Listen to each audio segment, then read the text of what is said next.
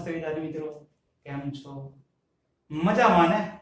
તમે મજામાં હોય તો હું પણ એકદમ મજામાં છું. વિદ્યાર્થી મિત્રો, લાસ્ટ લેક્ચરમાં આપણે માલ મિલકત નિકાલ ખાતાની ટૂંક નોંધ ફોર્મેટ સાથે આપણે જોઈ હતી. તો આજે આપણે એ ફોર્મેટ ઉપરથી જ દાખલો ગણવા માટે જે આમનોંધ અગત્યની છે ને એ આમનોંધની વાત કરવાના છે. પણ ફોર્મેટ આવડશે એટલે આમનોંધ ફટાફટ આવડી જશે. અને એ ચાર આમનોંધ છે અગત્યની. હું તમને કોમન ચાર આમનોંધ શીખવાડીશ આજે. અને એ ચાર આમનોંધ તમે યાદ રાખીને તો આમનોંધના જે દાખલા આવશે ને બુકની અંદર જેટલા પણ દાખલા છે એના 90% દાખલાઓ તમને ચાર આમનોંધ ઉપરથી જ આવડી જશે. ચાર આમનોંધ ઉપરથી જ 90% દાખલાઓ આવડી જશે. હા, અને 3 માર્ક્સનો દાખલો તો એક આમનોંધનો પૂછાય છે ને છે જ. એટલે ધ્યાન રાખવું પડશે. ઓકે, તો ચાલો શરૂઆત કરીએ. આ માલ મિલકત નિકાલ ખાતું વાત કરી હતી આપણે કે પેઢીના વિસર્જન સમયે મિલકતો અને દેવો એની નિકાલ કરવાની હોય, એની હિસ્સાની અસરો આપવા માટે જે ખાતું બનાવીએ એ આપણો માલ મિલકત નિકાલ ખાતું, જેનું બીજું નામ હતું સંપાદન ખાતું.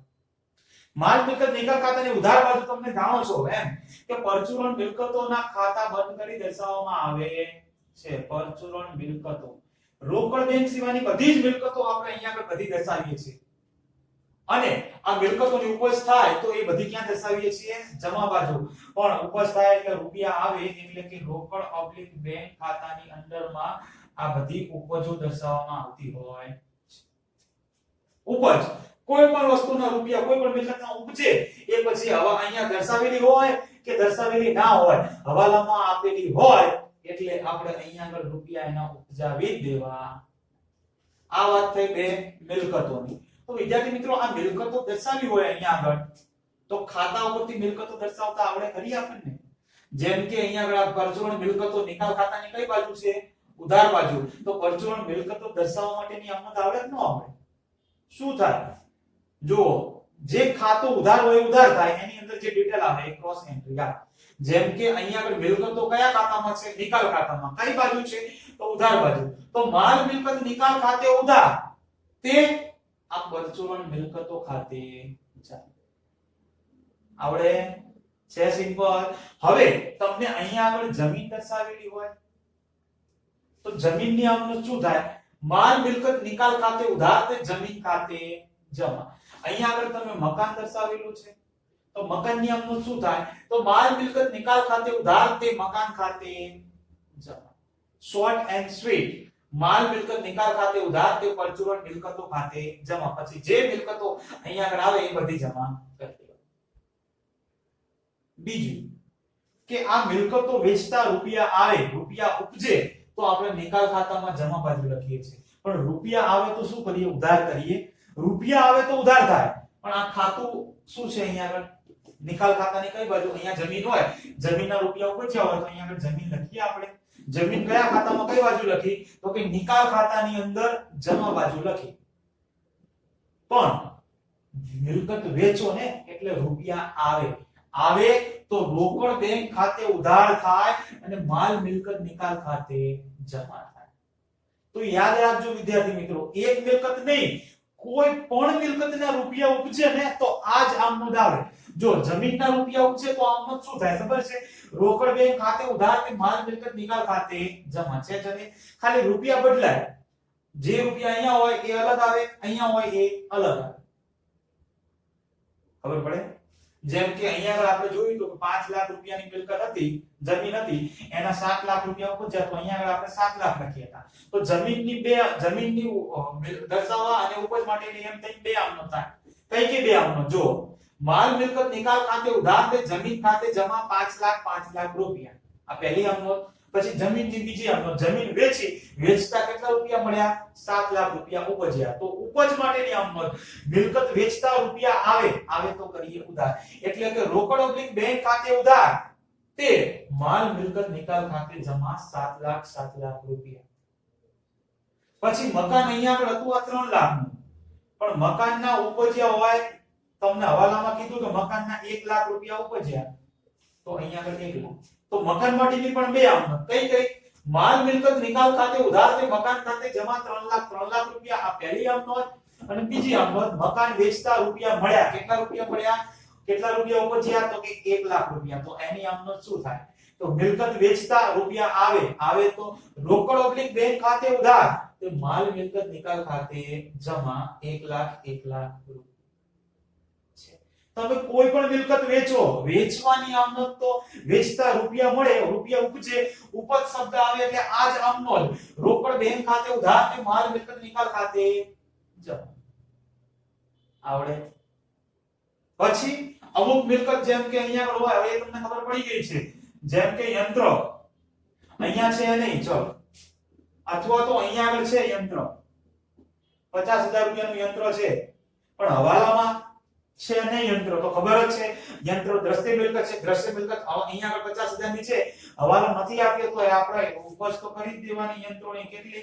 તો ચોપડે ઉપજ કરવાની 50000 ના 50000 રૂપિયા તો આની બે આમ નોંધ માલ મિલકત નિકાલ ખાતે ઉધાર તે યંત્ર ખાતે જમા 50000 રૂપિયા યંત્રો વેચતા રૂપિયા કેટલા આયા તો કે 50000 હવાલો નતો આપ્યો તો જે ચોપડે કિંમત હતી એ જ રૂપિયા આયા તો રોકડ બેંક ખાતે ઉધાર તે માલ મિલકત નિકાલ ખાતે જમા 50000 ત્યાર પછી થોડા એવા આગળ વધીએ તો જે મિલકત તમને અહીંયા આગળ દર્શાવેલી ન હોય જેમ કે ફર્નિચર અહીંયા નથી પણ હવાલામાં તમને એમ કીધું હોય કે ફર્નિચરના 10000 રૂપિયા ઉપજ્યા તો આપણે એ અહીંયા આગળ આ ફર્નિચર લખીએ અને 10000 રૂપિયા ઉપજ્યા હોય તો અહીંયા આગળ 10000 રૂપિયા મૂકી દેવા અહીંયા આગળ ફર્નિચર નથી એટલે પહેલી આમનો તો થવાની નહીં કારણ કે નિકાલ ખાતાનો ઉધાર બાજુ તો છે નહીં પણ એ મિલકત વેચતા રૂપિયા તો આવ્યા ને તો રૂપિયા ઉપજ્યા હોય તો રોકડ ઓબ્લિક બેંક ખાતે ઉધાર તે માલ મિલકત નિકાલ ખાતે જમા આ એની આમનોંધ આપણે કરવી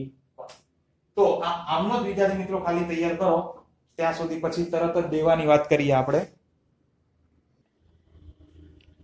હા તો વિદ્યાર્થી મિત્રો હવે આપણે આ મિલકતોની અંદર પણ હજી એક પાઘડીની વાત કરી લઈએ પાઘડી માની લો કે અહીંયા આગળ દર્શાવેલી છે 10000 રૂપિયાની તો પહેલી આમનો તમને આવડે છે માલ મિલકત નિકાલ ખાતે ઉધાર કે પાઘડી ખાતે જમા 10000 રૂપિયા પછી તમને હવાલામાં કીધું હોય કે પાઘડીના 8000 રૂપિયા ઉપજ્યા તો તરત જ આપણે અહીંયા આગળ લખી દઈએ કે આ પાઘડી કેટલા ઉપજ્યા તો કે 8000 તો 8000 ઉપજ્યા એની આમનો શું કરવાની રોકડ બેંક ખાતે ઉધાર કે માલ મિલકત નિકાલ ખાતે જમા 8000 રૂપિયા પણ ટ્વિસ્ટ ત્યાં આવે તમને અહીંયા આગળ પાઘડી આપેલી છે પણ એનો હવાલો આપેલો છે નહીં અહીંયા છે તો એક આમનો તો થાય કે માલ મિલકત નિકાલ ખાતે ઉધાર તે પાઘડી ખાતે જમા 10000 રૂપિયા પણ બીજી આમનો મિલકત અદ્રશ્ય છે પાઘડી એક તો અદ્રશ્ય મિલકતની એટલે કે પાઘડીની જો ઉપજ ન આપી હોય તો પછી એની બીજી આમનોંધ આપણે કરવાની નહીં ઉપજ માટેની કોઈ નોંધ થશે નહીં જ્યારે એ તમને ઉપજ ન આપી હોય ત્યાં ઓકે આપણે ઇન શોર્ટ મગજમાં બે જ આમનોંધ ફિટ કરવાની છે આપણે એક મિલકતનું ખાતું બંધ કરી તમે નિકાલ ખાતામાં ઉધાર બાજુ લખો અને બીજું આ એનું વેચાણ કરો એના રૂપિયા ઉપજે એની આમનોંધ તો બે આમનોંધ તમને અહીંયા આગળ લખું છું એ ધ્યાન આપજો સૌથી પહેલા નંબર 1 તો કે પરચુરણ મિલકતોના ખાતા પરચુરણ મિલકતોના ખાતા બંધ કરવા માટે પરચુરણ મિલકતોના ખાતા બંધ કરવા માટેની આમનોંધ તો શું યાદ રાખવાની કોમન આમનોંધ તમને કહું છું આપણે નિકાલ ખાતાની કઈ બાજુ લખીએ છીએ બધી મિલકતોના ખાતા બંધ કરી ઉધાર બાજુ લખીએ છીએ તો આમનોંધમાં આટલું યાદ રાખવાનું કે આ કયા ખાતામાં ઉધાર બાજુ છે તો કે નિકાલ ખાતામાં ઉધાર બાજુ છે તો આ માલ મિલકત નિકાલ ખાતે ઉધાર તે અહીંયા આગળ જે પણ મિલકતો આવે એ બધી થશે જમા એટલે કે તે હું કોમન શબ્દ લખું છું તે પરચુરણ મિલકતો ખાતે જમા અહીંયા આગળ જે મિલકતનું નામ આપ્યું હોય એ નામ તમારે ખાલી લખો જમીન હોય તો જમીન લખવી, મકાન હોય તો મકાન લખવું, યંત્ર હોય તો પાઘડી હોય તો પાઘડી લખવી. આ પહેલી આમનો કોમન ફિક્સ. અને બીજું, આ મિલકતોના રૂપિયા ઉપજે, આ મિલકતોનું શું કરવાનું છે? વેચાણ. તો આ મિલકતોની ઉપજ થાય ત્યારે, મિલકતોની શું થાય છે? ઉપજ. એટલે કે મિલકતો વેચીએ એના રૂપિયા ઉપજે છે. રૂપિયા ઉપજે એટલે રૂપિયા આવે, અને આવે તો કરીએ ઉધાર. એટલે અહીંયા આગળ આ જે આપણે રોકડ બેંક લખ્યું એ થશે ઉધાર, પણ ત્યાં આગળ વચ્ચે મિલકત આવશે નહીં, કારણ કે આપણે કયા ખાતામાં લખીએ છીએ? નિકાલ ખાતાની જમા બાજુ લખીએ છીએ, એટલે વચ્ચે નિકાલ ખાતું આવે. તો મિલકતોની ઉપજ થાય, ઉપજ થાય એટલે રૂપિયા મળે, રૂપિયા આવે, આવે તો કરીએ ઉધાર. એટલે કે આ રોકડ ઓબ્લિક બેંક ખાતે ઉધાર, તે માલ મિલકત નિકાલ ખાતે જમા. કોઈ પણ મિલકતની ઉપજ થાય ને એટલે આ આમનો લખી જ દેવાની.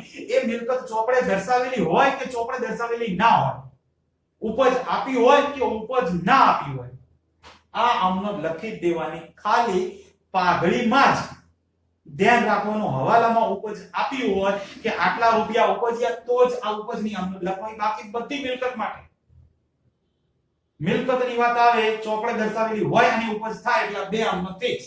ખાલી અહીંયા મિલકતનું નામ આવે, બાકી બે બે લખી જ દેવાનું.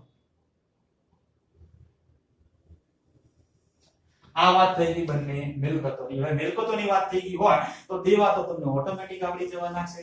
દેવા આપણે પરચુરણ દેવા બધા જમા બાજુ લખીએ. અહીંયા આગળ દેવા લખ્યા હોય એ આ લેણદારો લખેલા હોય, અહીંયા આગળ આપણે દેવી ઊંડી લખેલી હોય, આની સાથે પછી બેંક ઓવરડ્રાફ્ટ લખેલો હોય, એ ચૂકવાય તો આવશે અહીંયા આગળ ઉધાર બાજુ. તો આ રોકડ ઓબ્લિક બેંક બ્રેકેટમાં લખું છું આ ચૂકવણી. ચૂકવણી એટલે કે એના રૂપિયા ચૂકવાય ત્યારે. લેણદારો તમને અહીંયા 50,000 રૂપિયાના આપેલા હોય, પણ હવાલામાં એવું કીધું કે લેણદારોના તમે 40,000 રૂપિયા ચૂકવ્યા, તો અહીંયા લેણદારો ખાતે 40,000 રૂપિયા મૂકી દેવાના. તો લેણદારો માટેની બે આમનોંધ, અહીંયા લેણદારો છે અને અહીંયા છે, તો બે આમનોંધ કઈ થશે? તો જો આ લેણદારો નિકાલ ખાતામાં કઈ બાજુ છે? જમા બાજુ છે. ખાતાની જમા બાજુ છે એટલે ખાતું થશે જમા, પણ જે એન્ટ્રી આવશે એ શું થશે? ઉધાર થશે. તો લેણદારો માટેની બે આમનોંધ, એમાં પહેલી આમનોંધ કઈ? લેણદારો ખાતે ઉધાર 50,000 રૂપિયા, તે માલ મિલકત નિકાલ ખાતે જમા 50,000 રૂપિયા. આ પહેલી આમનોંધ. બીજું, લેણદારોના રૂપિયા ચૂકવ્યા એટલે નિકાલ ખાતાની અંદર આવે ઉધાર બાજુ. ખાતું ઉધાર છે પણ રૂપિયા ચૂકવીએ એટલે રૂપિયા શું થવાના? જમા. જાય એટલે જમા કરીએ ને, તો રોકડ બેંક ખાતું ત્યારે થશે જમા. એટલે કે લેણદારો ચૂકવાય એની બીજી આમનોંધ, માલ મિલકત નિકાલ ખાતે ઉધાર, તે રોકડ બેંક ખાતે જમા 40,000 રૂપિયા. દેવી ઊંડી 36,000 ની, પણ હવાલામાં કીધું દેવી ઊંડીના 10,000 રૂપિયા ચૂકવ્યા, તો આ દેવી ઊંડી અહીંયા આગળ આ 10,000 રૂપિયા. બે આમનોંધ કઈ થાય? પહેલી આમનોંધ, દેવી ઊંડી ખાતે ઉધાર 30,000 રૂપિયા, તે માલ મિલકત નિકાલ ખાતે જમા. બીજી આમનોંધ, દેવી ઊંડીના તમે 10,000 રૂપિયા ચૂકવ્યા, તો માલ મિલકત નિકાલ ખાતે ઉધાર, તે રોકડ બેંક ખાતે જમા. કેટલા રૂપિયા? 10,000 રૂપિયા. પછી મતલબ બેંક ઓવરડ્રાફ્ટ અહીંયા આગળ દર્શાવેલો છે, બેંકમાંથી લીધેલો બેંક ઓવરડ્રાફ્ટ 55,000 રૂપિયાનો છે, પણ બેંક ઓવરડ્રાફ્ટના કેટલા રૂપિયા ચૂકવ્યા એનો કોઈ હવાલો આપેલો છે નહીં. તો ખબર જ છે ઉપજ નહીં, પણ એની ચૂકવણી કરી દેવાની. એ બેંક ઓવરડ્રાફ્ટના રૂપિયા ચૂકવી દેવાના, પણ ચૂકવવાના કેટલા? હવાલો ન આપ્યો હોય તો જેટલા રૂપિયાનો બેંક ઓવરડ્રાફ્ટ હોય એટલા જ રૂપિયા બધા ચૂકવી દેવાના. એટલે કે બેંક ઓવરડ્રાફ્ટ 55,000 રૂપિયા.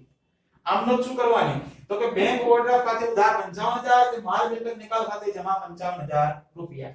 ઓવરડ્રાફ્ટના રૂપિયા ચૂકવ્યા એટલે રૂપિયા જાય, પણ નિકાલ ખાતું શું થશે? ઉધાર. એટલે કે માલ મિલકત નિકાલ ખાતે ઉધાર, તે રોકડ બેંક ખાતે જમા 55,000 છે. Simple, short and sweet. મિલકતો દેવાના ખાતા બંધ કરી નિકાલ ખાતામાં જમા બાજુ આવે, એની ચૂકવણી કરીએ તો નિકાલ ખાતાની અંદર ઉધાર બાજુ આવે. એટલે કે બીજી બે આમનોંધ પણ તમને તૈયાર થઈ જાય.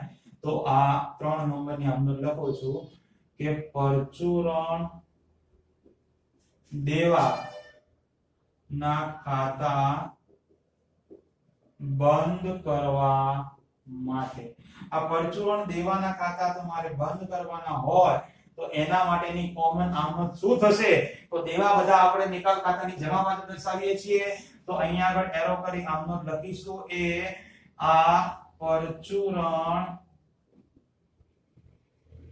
દેવા ખાતે ઉધાર તે આ માલ મિલકત નિકાલ ખાતે જમા આવા બધા દેવા જમા બાજુ નિકાલ ખાતામાં એટલે ખાતું થઈ ગયું જમા એના રૂપિયા ચૂકવીએ તો નિકાલ ખાતું ઉધાર થાય પણ રોકડ બેંક જાય એટલે જમા થાય તો 4 નંબરની આમનોંધમાં તમારે યાદ રાખવાનું શું તો કે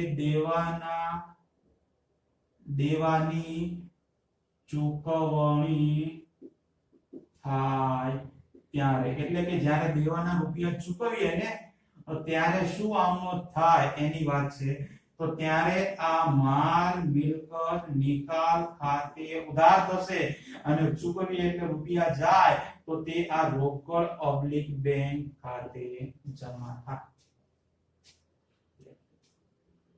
છે સિમ્પલ તો મગજમાં આપણે 4 આમનોંધ ફિટ કરવાની છે આ 4 આમનોંધ ફિટ કરવાની છે મિલકતો માટેની દે અને દેવા માટેની દે મિલકતો દર્શાવવા માટે માલ મિલકત નિકાલ ખાતે ઉધાર તે પરચુરણ મિલકતો ખાતે જમા મિલકતોના રૂપિયા ઉપજે તો ઉપજ માટેની આમનોંધ રોકડ બેંક ખાતે ઉધાર તે માલ મિલકત નિકાલ ખાતે જમા ત્રીજી પરચુરણ દેવાના ખાતા બંધ કરવા માટેની આમનોંધ તો પરચુરણ દેવા ખાતે ઉધાર તે માલ મિલકત નિકાલ ખાતે જમા અને દેવાના રૂપિયા ચૂકવણી થાય ત્યારે માલ મિલકત નિકાલ ખાતે ઉધાર તે રોકડ બેંક ખાતે જમા છે સિમ્પલ જો આ શબ્દ શું છે